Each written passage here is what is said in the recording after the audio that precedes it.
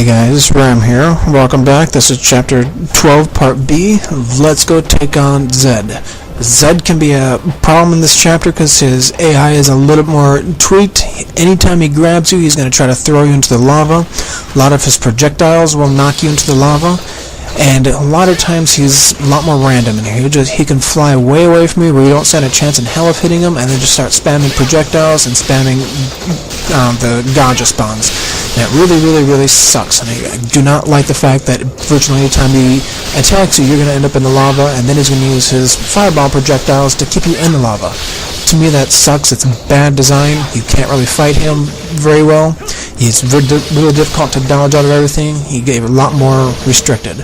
So now I've taken out all of the ghost fish. I'm going to show you how I fight him. And I fight him toe-to-toe. I fight him as head-on as I possibly can and be aggressive. There's a save statue coming up, so I'm just going to take advantage of the fact that I can lose a hell of a lot of health. Also, there's a grain here, so I'm planning on using a grain.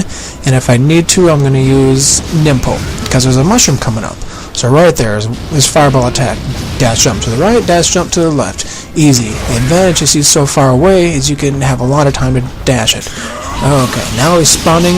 When he spawns, you have time to hit him. As soon as he starts doing that fireball attack, just light your Nimpo up, start going after him. And hit him, I'm just going to start attacking over and over again. Okay, so now I'm going to do more Nimpo again, just going to take them out. Okay, here we go. There, Nimpo, or UT. Look at that, Y is almost gone. Now I've got him trapped. He's going to be doing his, perfect. Just that, as aggressive as he possibly can. Use Nimpo to take out the gajas when he spawns them, and also use Nimpo for iframes when you're right next to him and decides to start spamming his fireballs.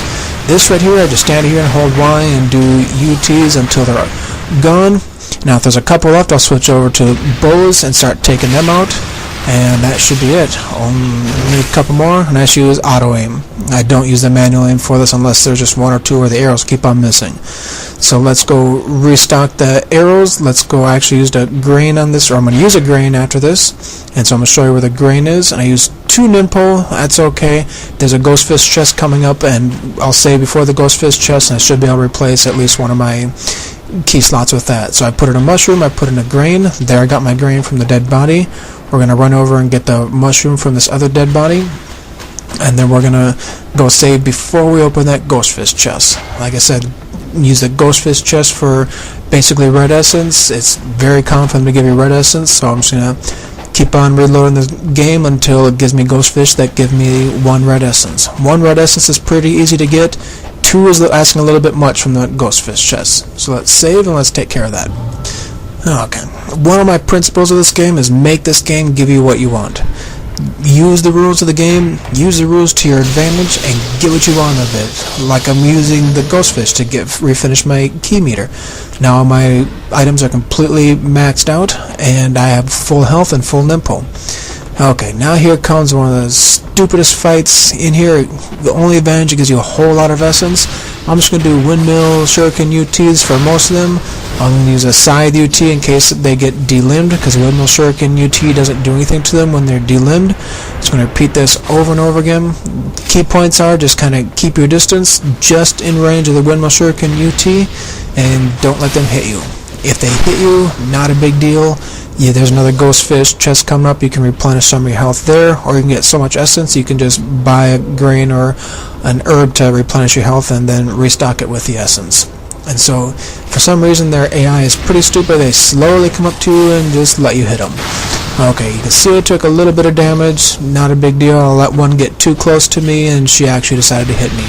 And when I first went through this, I couldn't believe this enemy. I thought they were the easiest enemy in the world, until I got to the Test of Valor and Mentor with him. And this enemy is designed to be crappy if you're trying to fight another enemy at the same time. They're designed, if you're just facing the marionettes for the first time, now so there's a chest, I'm going to skip that. I'm just double checking that there's no more marionettes. If you fight just marionettes alone and no other enemy, they're ridiculously easy. If you're trying to fight other enemies at the same time, then they become a real big pain in the ass. Okay, we can see that there's no more marionettes here. I don't remember how many I killed, but it was a bunch of them. This fight is very tedious, and that's why I cut most of it out. All I did was windmill shuriken UTs and scythe UTs that they became delimbed. And you can see that they're delimbed because you'll see them short-circuiting and see them sparks flying off them. From my experience, windmill shuriken does not damage them whatsoever. And so then I just go to a scythe UTs, and there should take 2 scythe UTs to kill them once they've been delimbed. Okay, let's save, and let's go to the chests.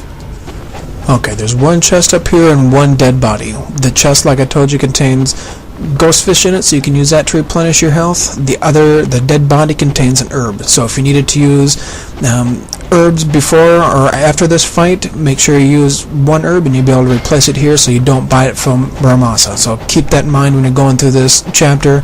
Leave your herb slot open at least 1 when you go to Muramasa, or use your herb when you need herb instead of using, for example, a grain. You know, when you're fighting Zedanias, use a grain. When you're fighting these guys, use an herb. And this gave me essence. It did not give me ghost fish. Not a big deal. I think it's 1,000 essence, but the ghost fish, if I were low on Nimpo or need a little bit of health, would have been nice. So now we're getting equipped for fighting Wolf. I've got the Inferno Nimpo equipped, and I've got the scythe. I'm going to show you my strategy for taking out the horsemen or the centaurs, and I'm going to use this in this chapter. I'm going to use it in chapter 13. I'm also going to use it in chapter 14, and it works well. It may be a little cheap, but so the enemy I'm fighting.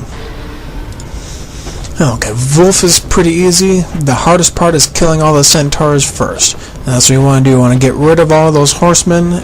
Once they're gone, then Wolf becomes much, much easier. His AI is changed a little bit. He does a lot more ground stomps and jumps at you, but either way, the strategy